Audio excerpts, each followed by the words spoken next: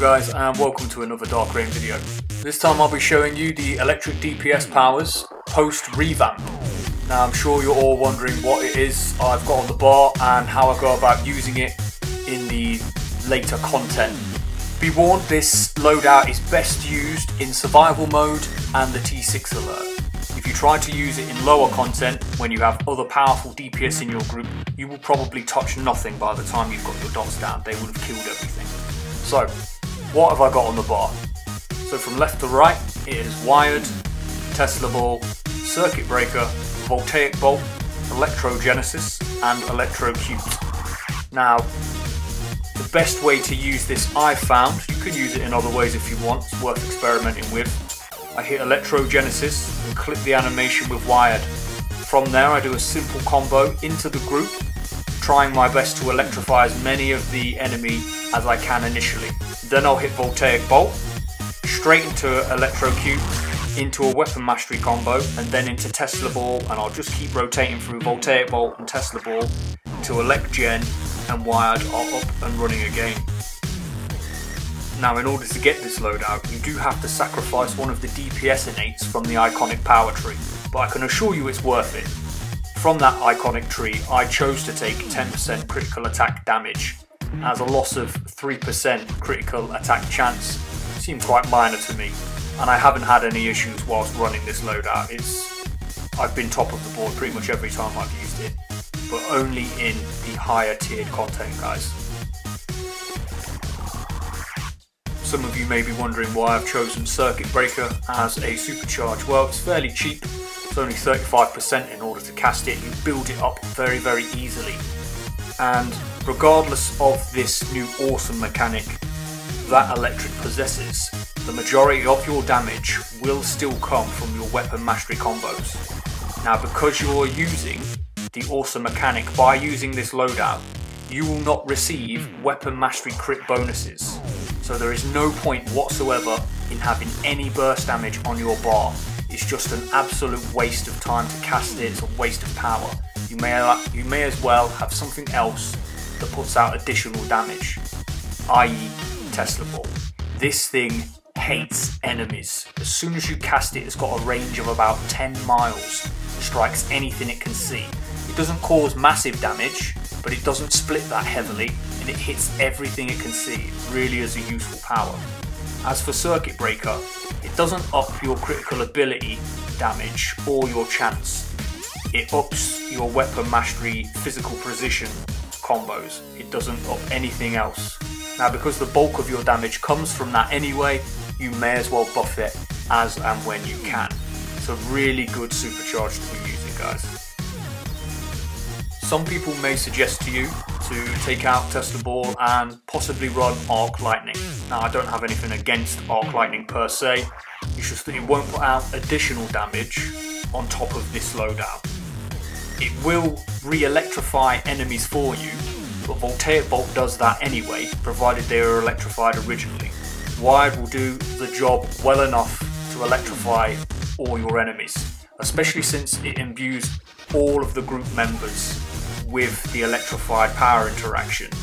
Not so handy in a raid, but in a raid you can deliberately electrify the majority of the enemy, and it's still going to hit 3 other people in that raid, so half of your raid will be electrifying enemies for you.